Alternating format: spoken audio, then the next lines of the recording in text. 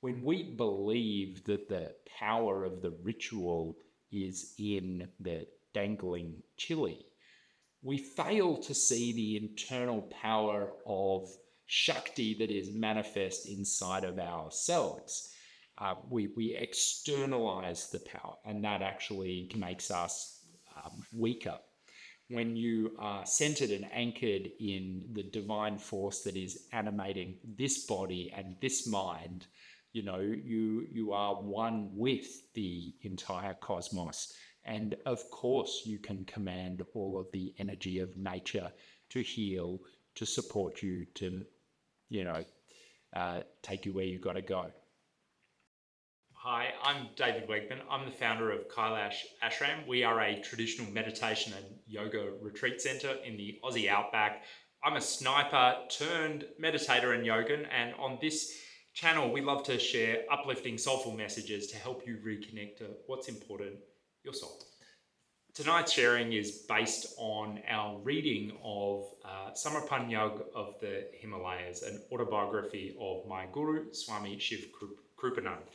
This is a real spiritual classic, very accessible. We've got links in the description if you want to follow along with us. Otherwise, just feel free to enjoy the spiritual messages as shared by me based on Swamiji's teachings. Om Guru Brahma, Guru Vishnu, Guru Devo Maheshwara, Guru Sakshat Para Brahma, Tasmai Shri Gurave Namaha, Tasmai Shri Gurave Namaha, Tasmai Shri Gurave Namaha.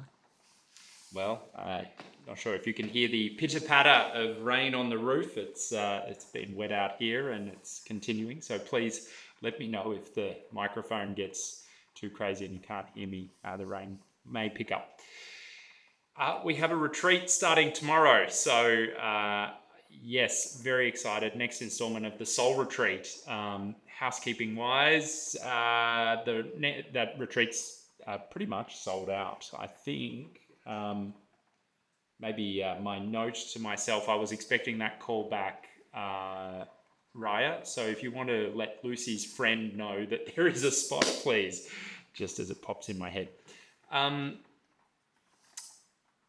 next retreat will be August, and that's, I think, almost pretty much done as well, Soul Retreat. And then in the back half of the year, we've got an Elements of Yoga retreat. So that'll be a great opportunity. The Elements of Yoga is very individual focus. So for those that have done the Soul Retreat, we expand the teachings of the elements over the entire retreat and really take you through a self-reflective activity where, you can probe your own inner depths of what stuff needs to be let go of or what has those dimensions of life that have caused suffering, challenge, and what you would like those dimensions of life to be. It is one way of structuring this kind of chaotic goop that is our human experience. In other housekeeping news, we have been compiling a photo book of the last 7 years worth of activities out here at the ashram. So it was a real joy to be sifting through the photos, and I do apologize. In the last year, we have let our sharing of those photos with some of the retreats lapse a little bit. So I still owe about a dozen retreats their retreat photos. So those are in the pipeline. I've made a first go at it. Now, the beautiful thing is that book of all of the retreats and those beautiful group photos in particular, and some of the photos from the Yagya, the book that we've put that into is going to be taken to, fingers crossed, Swamiji. So it'll be a great thing to have the ashram witnessed by him directly, which is a nice segue. We are continuing with the next installment of Samarpan of the Himalaya. So the last week there were 5 very, very rich pages, and I thought, oh wow, we'll do the remaining 5 pages here, and it was more just talking about village life. It's Swamiji, so there's something always cryptic that pops up. So we will go back to the 10-page sharing next week so that I can find what gems are in there to share. So, as you recall, Swamiji has been in the mountains, he's been deep in the caves with his guru, and the guru has said, right, that's it, it's time to move on, we're heading out. And they've arrived in an Assamese village. So, the region they're in India is up in the northeast Assam. I'm currently drinking some black tea that is from Assam. It's very nice, a lot of sort of lower altitudes of that Himalaya, so very good growing for the tea. And very tribal. So the Adivasi people there are very, very basic. I mean, Swamiji goes on a little bit further than what we shared to describe the life that is there, and the fact that they don't have a currency. It's a barter system. So, there's a nice, I guess, a message here of a moving away from modernity, or a stepping out into the ancestral ways of being. Now, I'm no I don't romance the difficult years of humanity and somehow think that they were better in every single way. I love modern medicine. If my kid gets sick, I want to take them to a Western first world hospital. I don't want to take them to a witch doctor, which Swamiji does witness in this little chapter. Some hocus pocus, a little bit of stuff going on with the Dondai, the local village witch doctor, shaman. Now, the pre-modernity, the shaman or the witch doctor held a really important role in society. Medicine and science hadn't come to the fore yet, so the methodology of using science operates on testing and validating hypotheses, and it excludes a lot of things that we know to be true. The pendulum can swing too far into that realm. There is a huge amount of heuristic sort of grandmother wisdom that people keep through lived experience, through trial and error, with a life free from distraction out in the boonies. People sample different plants. People try different things to remedy when they are sick. Certainly if you eat the right plants at the right time, they could be divine revelatory sort of experiences. I did hear that, some of the shamans in the Amazon were asked about how ayahuasca was able to be essentially worked out.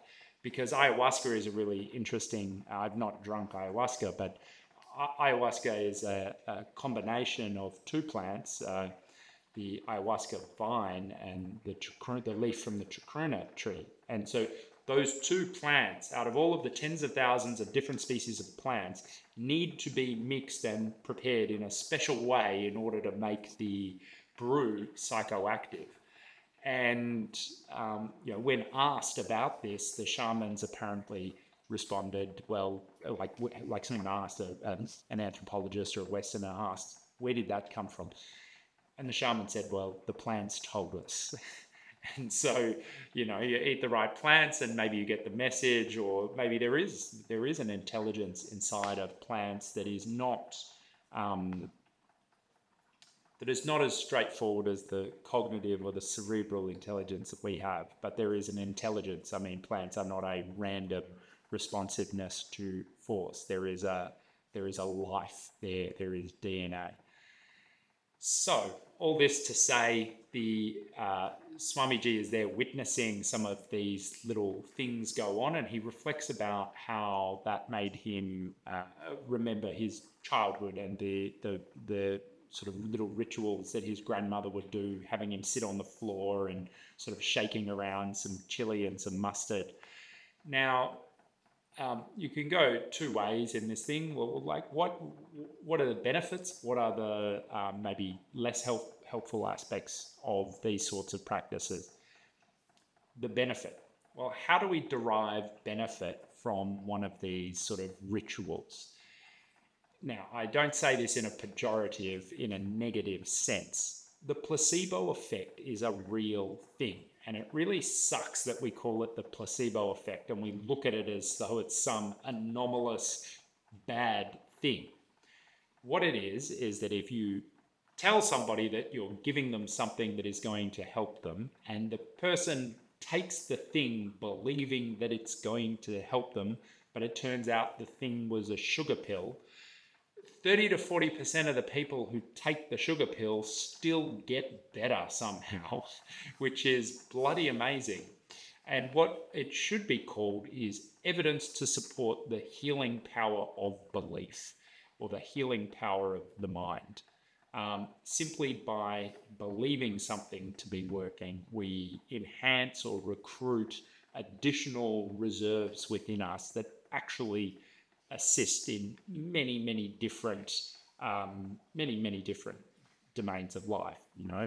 When we're talking about testing Western medicines, psychiatric medicines, some of the bar to declare that some of these medicines work is very low.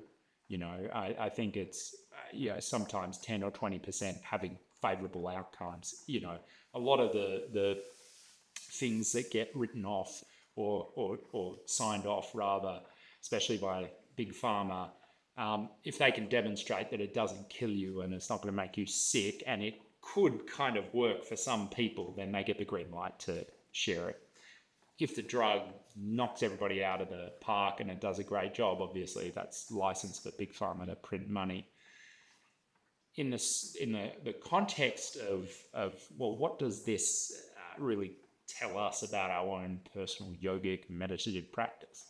Belief, the power of believing in that 30-minute sit. Now, I'm not saying that it's a sugar pill, that it actually does nothing. I do believe that something happens. I mean, you sit down, something will happen. Boredom may arise, pain may arise, distraction might arise, thoughts might arise, or bliss might come, or, pleasure might come, or stillness of mind, or communion with the spirit may also come. I've experienced all of those things. So I don't think that it's a sugar pill. But the more that we believe that time can support us, the more that we anchor it to our highest belief structure, the stronger and the more powerful that practice will become. If you sit what you sit before, and this is the beautiful thing about the Himalayan meditation, that we encourage people to sit before something. Not necessarily physically like an altar, but like internally to sit before the Almighty in a sense of bhakti or devotion or surrender to something bigger than oneself. When we do that, we anchor ourselves in our humility, actually. And oftentimes the thing that makes us come unstuck is our pride and our arrogance.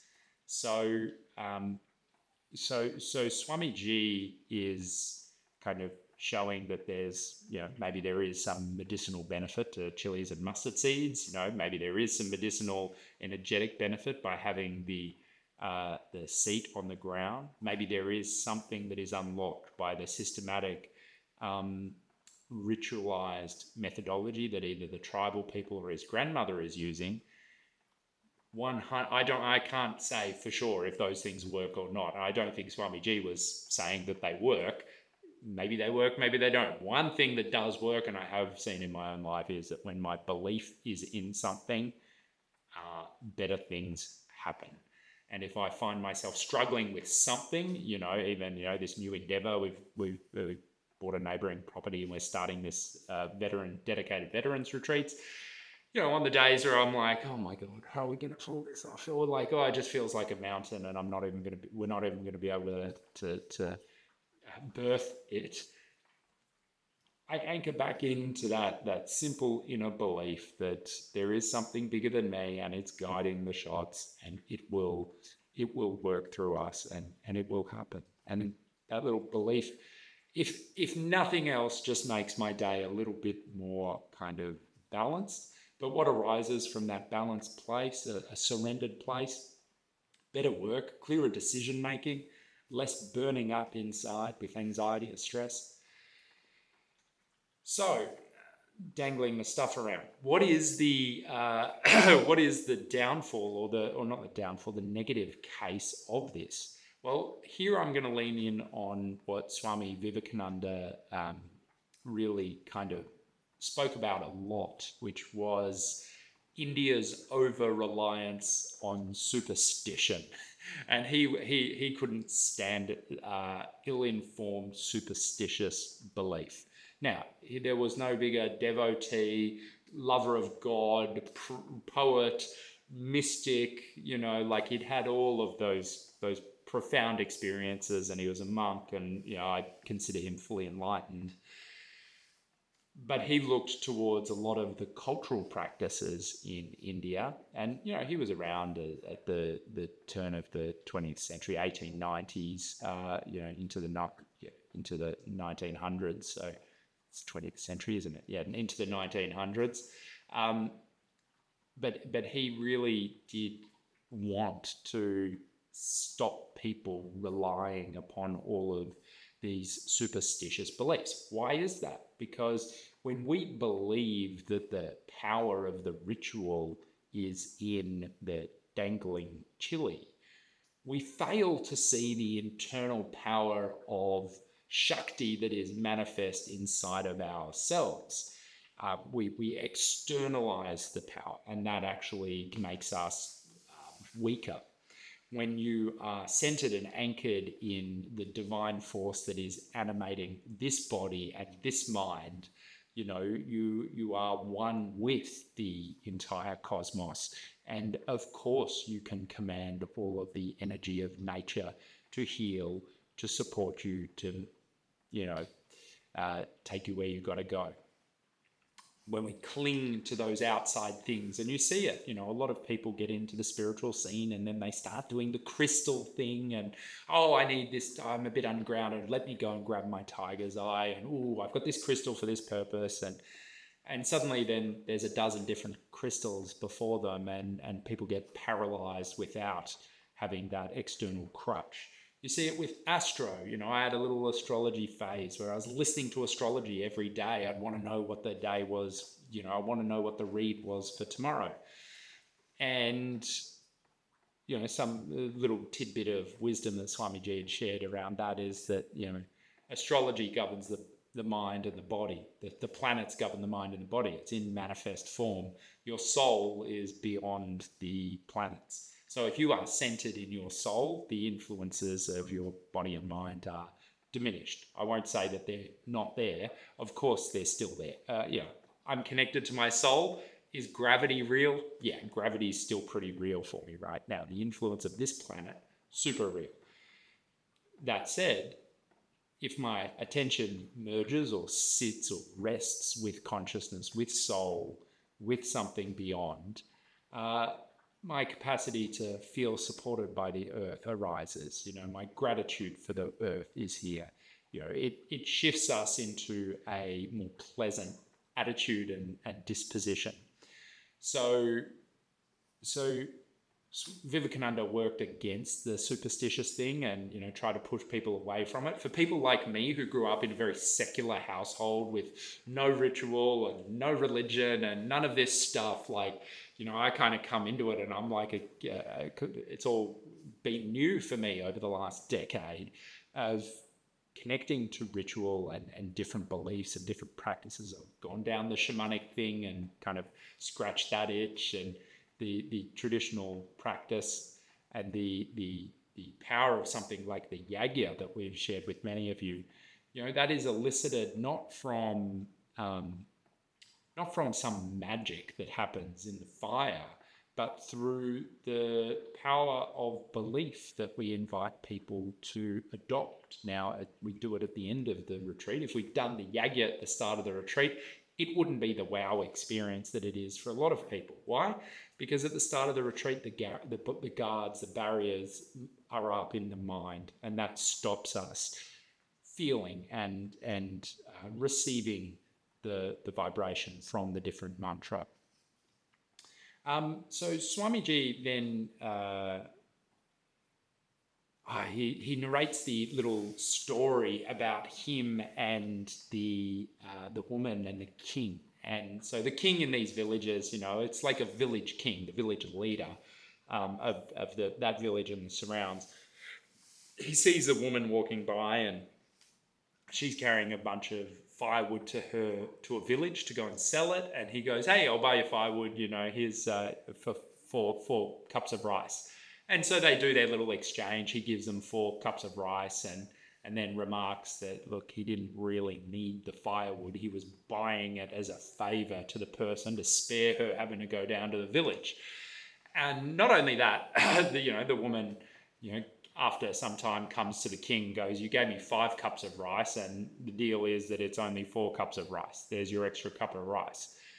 And then, verbally accosts the king and says that I don't want another incarnation because of 1 cup of rice, and we'll leave it at that. So the balance sheet, is even here. So the belief and the commonly accepted belief that gives rise to such a situation. First, a reincarnation of a soul, the transmigration of the soul, or the soul from moving from life to new body to back to dissolve to new body. If you don't have that belief, then karma actually, as a law, begins to break down.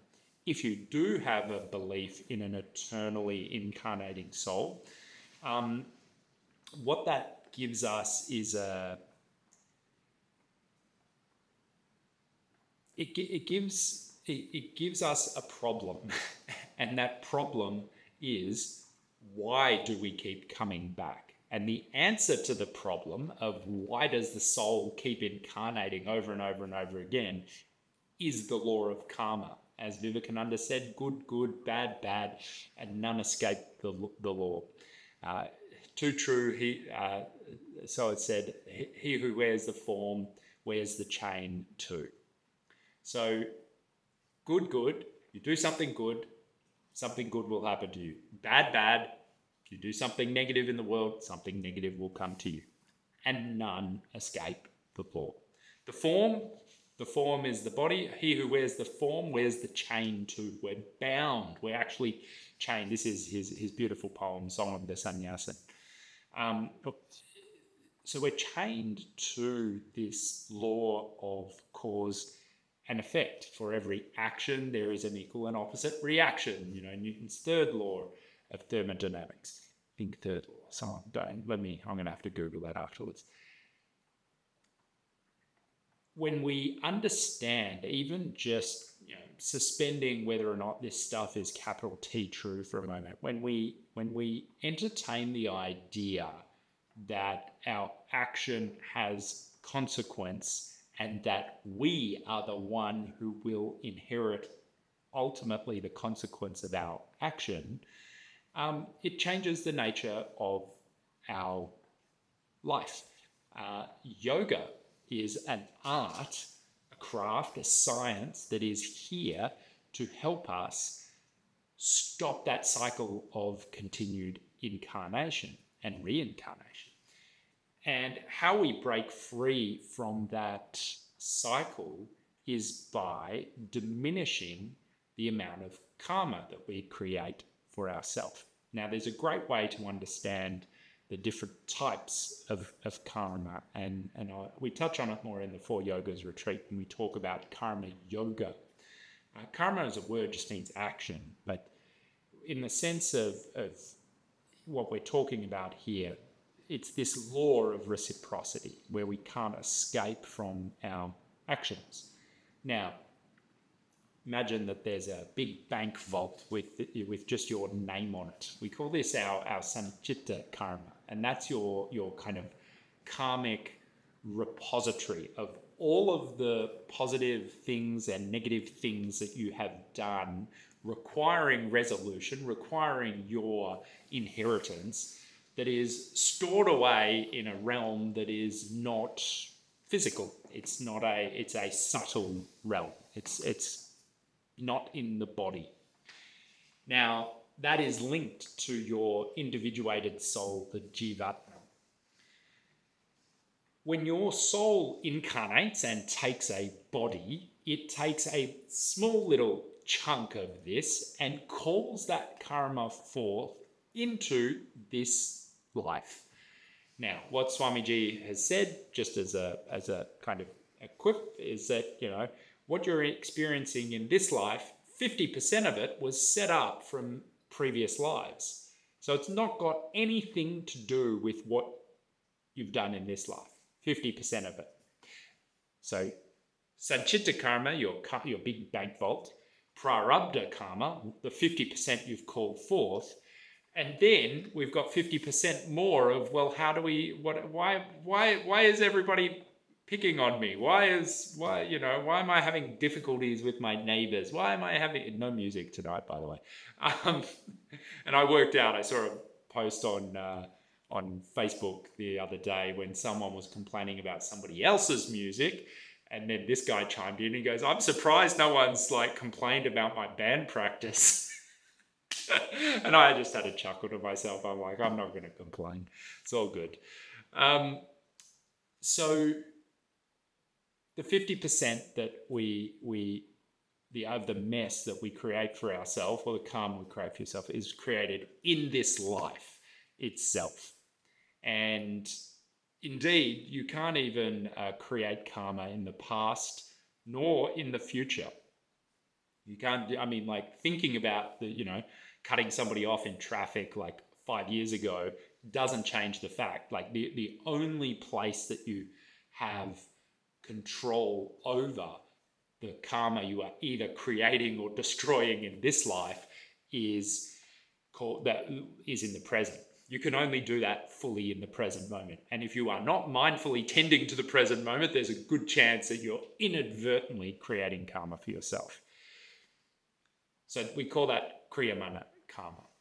And so there's different methodologies. Remember, the goal of life, or the goal of the yogic goal, is to cease the requirement for the continued incarnation of the soul, which means freeing ourselves from the shackles of karma, or as Swamiji calls it, the karma-free state.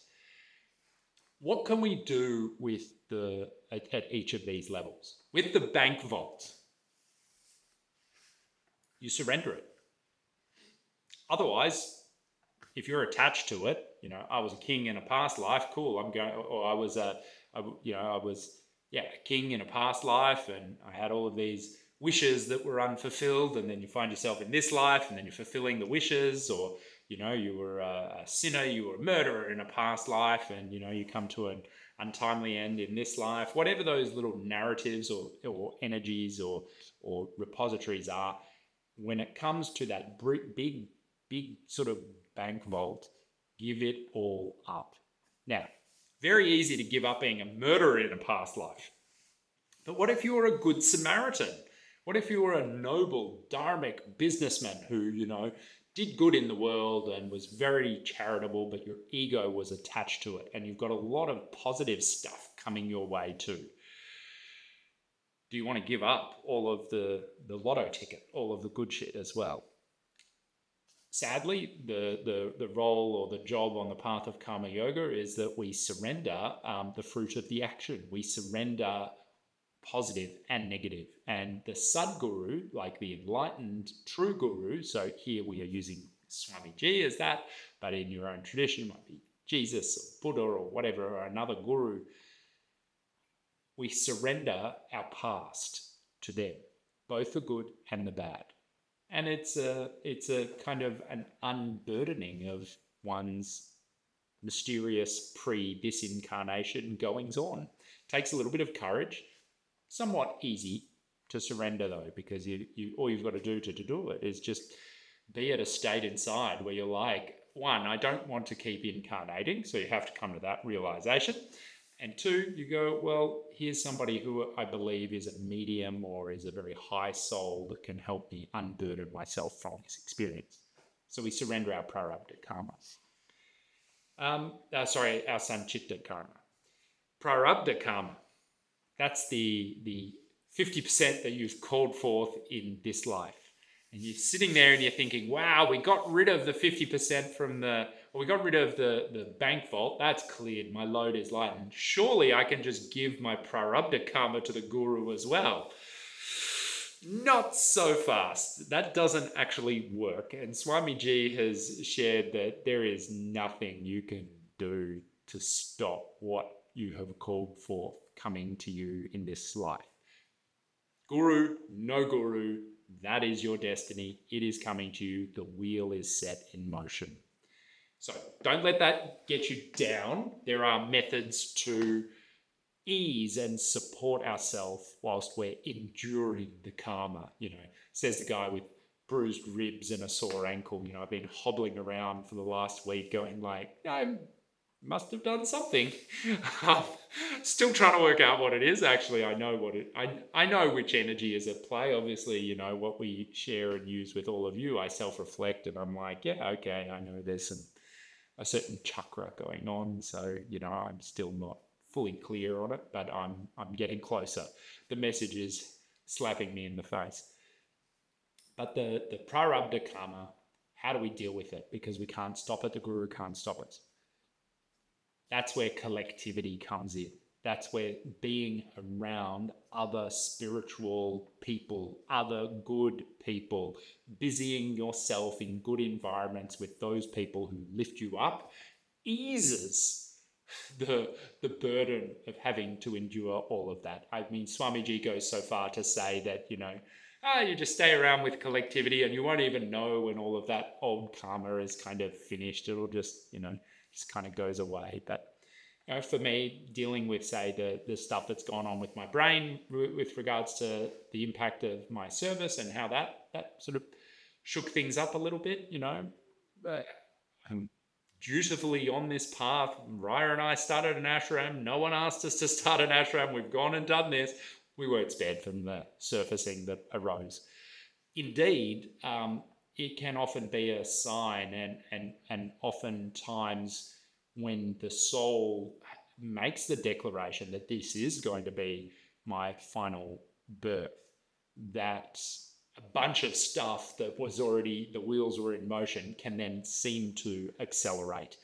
And so, one of the first things that people start feeling when they meditate is good, and then, life is good, change can happen, good change, and also whack, maybe difficult changes.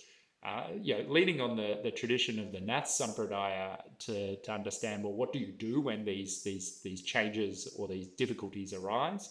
The guru in that tradition, Matsyendranath, he says, you're doing all the practice, you're going along, and then bam, deformities, illness, like crazy stuff starts happening. What do? You keep doing what you were doing before you were sick. You don't use that as an excuse to jump off and pull away. You go through. I heard a nice analogy recently about is it bison or buffalo in a storm. They charge into the storm. Many animals will turn around and try and outrun the storm. When you're outrunning the storm, you'll actually stay. The storm's moving this way. You get scared. You're going to run with the storm and you'll be in it a lot longer. Sometimes the fastest way is to just, head down, go straight into it, push through, persist, and I'll see you on the other side. There'll be clear air on the other side. Finally, so that's prarabdha karma. We spend our time with good people, in our attention, in our physical proximity as best we can. The final layer of our karmic experience, kriyamana karma, the manifest karma that we have control over within the present moment. That is the only place that we can do it. And if we assign ego to any of our actions in the present moment, we will either create the good or the bad. So, an example, we share a session like this and it runs beautifully and it's all great, and someone sends me an email and says, wow, I've just had a most powerful experience and it was beautiful. And if I sit there and go, wow, aren't I good that I did this session because, it's uplifted somebody, I've taken my ego and attached it to the action. And so Nothing inherently wrong. Other person had a good experience. I'm happy that I had a good experience. My ego likes that we all had a good experience. I will need to receive some positive karma. I need something then good to come back to me, which is fine. But if your goal is to escape the cycle of births and deaths, you're not doing that. You are creating a requirement to have a very favorable incarnation. If I run over time, if there is overtime, whatever, if I run over time 5 minutes and somebody's sitting there cursing me and then they send me an angry email and I go, oh no, I've made a horrible mistake, and then I think to myself, fuck them, what do they know? Or like I do something like that.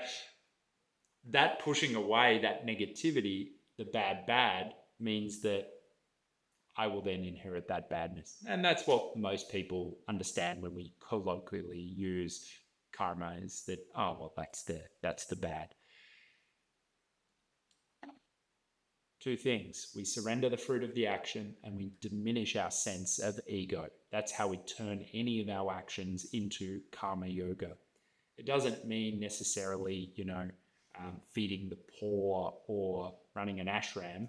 Karma yoga can be as simple and as humble as not being attached to the actions that it is our karma and our duty to go through. And you think about in your own mind's eye or your imagination, like what a saintly figure does. They're deeply passionate, deeply devotional, and non-attached. They can love fully, they can cry, they can paint, they can sing, they can weep, they can sit, all without attachment. And I think in my own heart, that's the model that I see being a really useful way of not just thinking about or kind of chasing the mystical aspects of of the path of yoga, where we're trying to create a trance or dissolve the mind or still the mind or have pretty psychedelic visions. Karma yoga is super humble and it purifies our mind. It gives us a clarity of mind, a lack of self-centeredness, where the small s self-centeredness, and ideally that merges us with the capital S self, and that's the goal. Upon knowing ourself as merged with the absolute through these methods, through having the clear mind, our action then, takes us where we want to go and stops the requirement for the future birth. That's the key thing. It isn't just about, pretending to be a saint for the rest of our lives. It's about negating the requirement for the soul to continue to incarnate. And then upon the death of this body, we take our Maha Samadhi. We merge once and for good. And whether or not that is capital T true, who knows? We're all going to find out one way or another. It'd be interesting to compare notes after we've all left our bodies up in some heavenly realm, or, we might be meeting back in the yurt, who knows? What I like to think is, does it make today better to live as though this is true? And for me, when I live as if this is true, my life is better for me, the wife, kids, apparently you guys as well. So my mind does have that scientific side, the left brain, which does want to know, what is the capital T truth? Is this shit for real, or is this just, a fanciful projection of our mind? Whereas the other side, the contemplative side, the right brain, comes in and appraises that this has such pragmatic utility that who cares if it's actually true, because it works. And placebo effect, healing power of the mind, your choice. I know I would rather live not in a statistical anomaly, but I'd rather live in a universe where my mind, the beliefs that I choose to indulge, the thoughts that I permit to stay and linger in my mind, that they that they are powerful and that they shape my reality. You cling too much to this stuff, and maybe we overstate the power of our thoughts and the power of our awareness. But prove to me that it isn't the divine. Prove to me that the vision that we see, that we take for granted, isn't fed into a collective universal plane of consciousness. It's unfalsifiable, and it makes me happy to believe it. So let us sit with the joy of being and surrender whatever one needs to surrender. And perhaps this week, if you're up for a little bit of reflection, just take the karma yoga as a practice. Raya and I will be doing very much our karma yoga duty for the next 5 days, and maybe a few of you as well coming out to the ashram. But just spend a few moments each day reflecting moment to moment on how your ego is attaching itself to the various fields of activity that you're engaged in. So I'll say Jayat Neshwa, Om Shanti Shanti Shanti. If this sharing has been useful for you, please consider